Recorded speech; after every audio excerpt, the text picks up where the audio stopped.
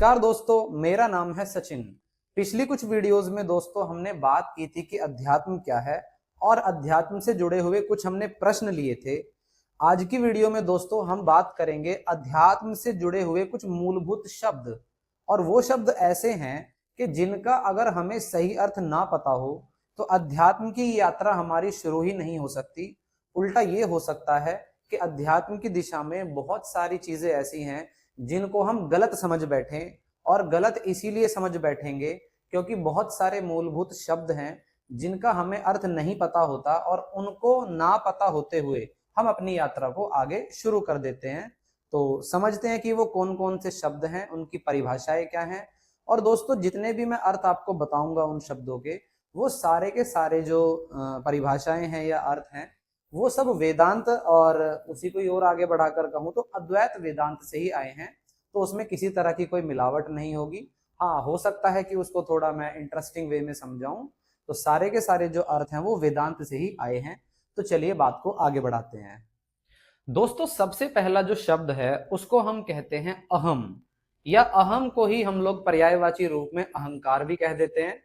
तो सबसे पहले समझते हैं कि अहम या अहंकार क्या चीज होती है।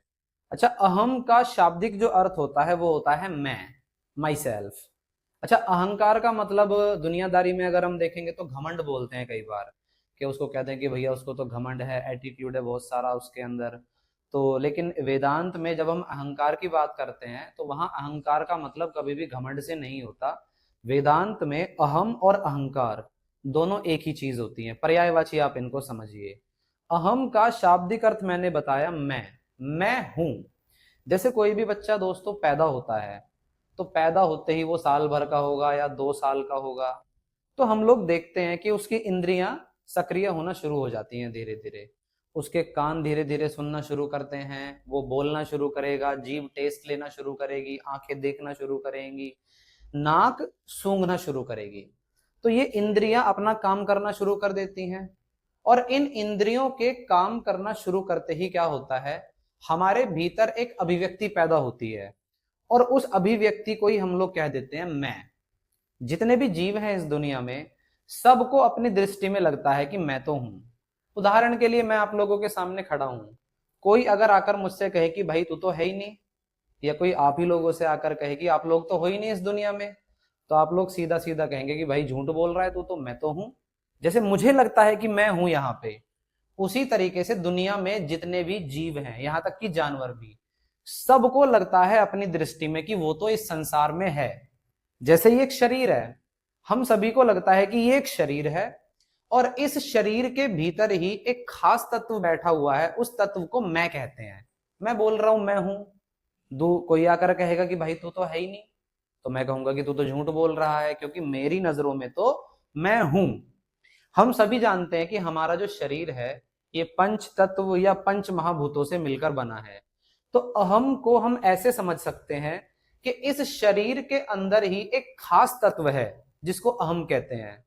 पंच तत्वों से तो शरीर बनता ही है, तो इन्हीं के भीतर एक खास प्रकार का तत्व है जिसको अहम या अहंकार कहते हैं। अपनी दृष्टि में होना ही अहम कहलाता है। अहम की एक बहुत बड़ी बात या खासियत यह है कि अहम अधूरा है। अहम अधूरा है, हर किसी को, दुनिया में जितने भी प्राणी हैं सबको लगता है कि मैं अधूरा हूं। अच्छा, कैसे पता चलता है कि मैं अधूरा हूं?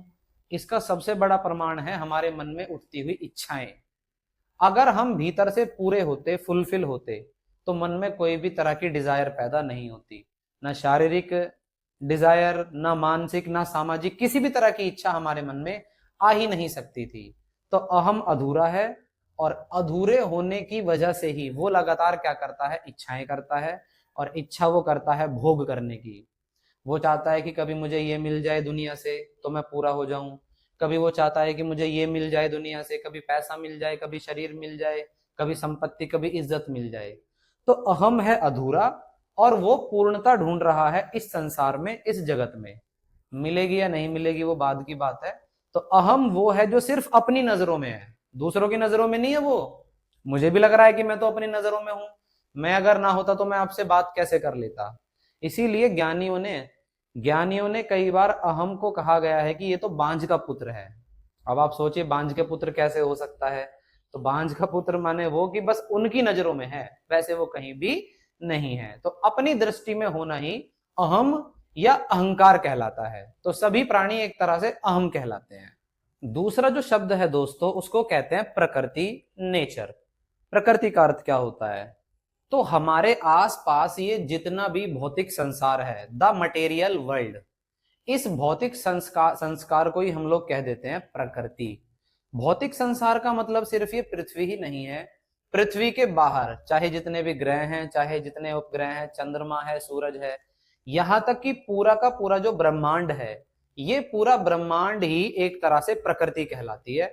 और इस ब्रह्मांड में मैं भी शामिल हूं। तो खुद को अलग करके नहीं देखना, ये शरीर भी प्रकृति मात्र है। और शरीर में अभी अभी हमने बताया था कि एक खास तत्व होता है जिसको अहम कहते हैं। तो ये खास तत्व यानी अहंकार, ये भी प्रकृति मात्र है।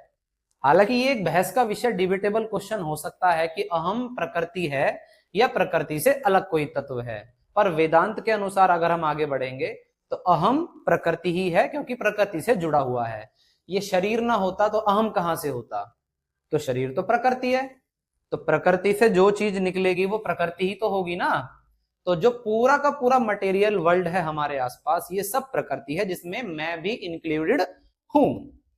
प्रकृति के बारे में दोस्तों कहा जाता है कि प्रकृति पूरी की पूरी सगुण है। सगुण माने होता है कि पूरी की पूरी प्रकृति गुणों से भरी हुई है, सबके अंदर कुछ ना कुछ गुण है। यहां गुण का मतलब वो नहीं होता जिसको हम डेली लाइफ में इस्तेमाल करते हैं। आपने सुना होगा कि भैया किसी इंसान के बारे में कह देते हैं कि ये तो गुणवान है बहुत। हमारे यहाँ डेली लाइफ में चलता गुण और दोष।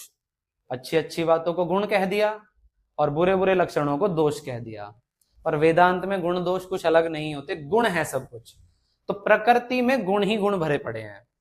दूसरा, प्रकृति को कहते हैं कि प्रकृति साकार है। साकार माने हर चीज का कुछ ना कुछ आकार है। तो प्रकृति सगुण भी है और साकार भी है। आप लोगों ने एक बहुत फेमस स्टेटमेंट सुनी होगी जिसको गीता के नाम पर कोट करा जाता है, परिवर्तन ही संसार का नियम है। परिवर्तन ही संसार का नियम है। यानी ये पूरी की पूरी जो प्रकृति है ना, ये लगातार लगातार बदल रही है।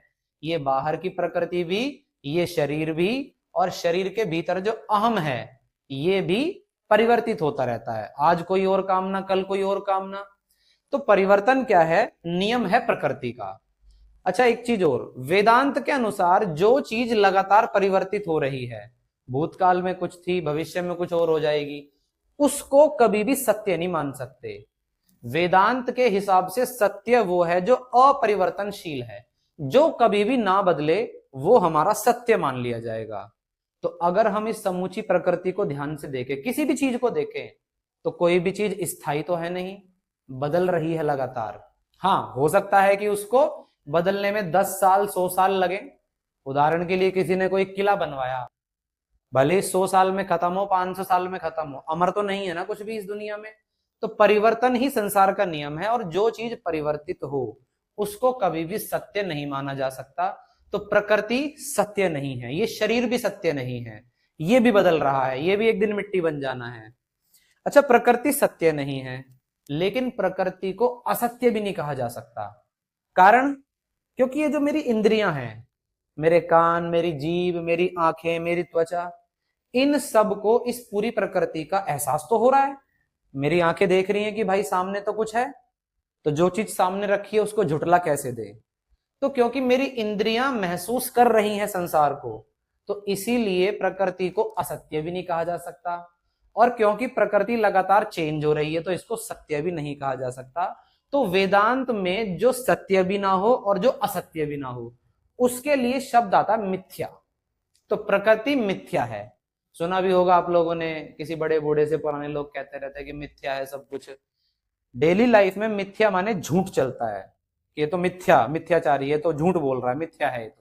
तो मिथ्या का मतलब झूठ नहीं होता। मिथ्या का मतलब होता है जो ना सत्य हो और ना असत्य हो। तो जगत मिथ्या मात्र है। तो ये था प्रकृति क्या चीज होती है। तीसरा जो शब्द है दोस्तों, उसको हम कहते हैं ब्रह्म या आत्मा। ब्रह्म हो या आत्मा हो, दोनों यहाँ पर्यायवाची रूप में इस्तेमाल करे जा सकते हैं। सबसे पहले तो यहाँ पे जो मन में पुरानी बातें बैठी हुई हैं उनको निकाल दीजिए। ब्रह्म माने यहाँ ब्रह्मा जी नहीं होता। आप लोगों ने पुरानी कथाओं में देखा होगा या सीरियल्स में देखा होगा कि ब्रह्मा जी हैं, एक ब्रह्मास्त्र वगैरह आपने सुना होगा कि ब्रह्मा जी से मिलता है। तो ब्रह्मा जी अलग चीज है, उनकी बात नहीं हो रही, यहाँ बात ब्रह्म की हो रही है। उसी तरीके से आत्मा का भी वो अर्थ नहीं है जिसको हम लोग डेली लाइफ में जोड़कर देखते हैं कि कोई इंसान मरता है तो उसके भीतर से कुछ निकलता है, यमराज आ रहा है, उसको स्वर्ग नरक की यात्रा करनी पड़ रही है। अच्छा है तो आत्मा कह दिया, बुरा है तो भूत या प्रेत कह दिया हमने उसको। उसकी भी बात नहीं यहाँ हो रही, हम यहाँ वेदांत के अनुसार आगे बढ़ रहे हैं। तो वेदांत के अनुसार ब्रह्म या आत्मा वो है जो काल की तीनों अवस्थाओं में ना बदले। जैसा वो भूतकाल में है वैसा ही वो आज है, वैसा ही वो भविष्य में भी रहेगा, यानी जो अपरिवर्तनशील है, बदले ना। अच्छा, इस परिभाषा को अगर हम इस प्रकृति पर अप्लाई कर कर देखें तो अभी अभी मैंने बताया था कि जो जगत है, जो प्रकृति है, ये तो परिवर्तनशील है, बदल रही है। तो इसका अर्थ ये हुआ कि इस पूरी प्रकृति में ब्रह्म या आत्मा तो कभी कहीं नहीं हो सकती, क्योंकि हमने क्या समझा, आत्मा क्या है, जो अपरिवर्तनशील हो, जो ना बदले। पर जगत में तो सब कुछ परिवर्तनशील है। तो इसीलिए आत्मा के लिए जो नाम इस्तेमाल करे जाते हैं वो भी सब प्रकृति के अपोजिट हैं एक तरह से। जैसे प्रकृति को कहते हैं सगुण और आत्मा को कह दिया निर्गुण, जो गुण रहित हो। प्रकृति को कह दिया साकार, आत्मा को कह दिया निराकार। प्रकृति को कह दिया अनित्य, जो लगातार नहीं है, आत्मा को कह दिया नित्य। प्रकृति को कह दिया विकार युक्त, विकारी, आत्मा को कह दिया निर्विकार एक तरह से। तो ये जितने भी शब्द हैं एकदम से बिल्कुल अपोजिट हैं। तो ये हमें ये समझाना चाह रहे हैं कि जो ब्रह्म है या फिर जो आत्मा है वो प्रकृति से परे है।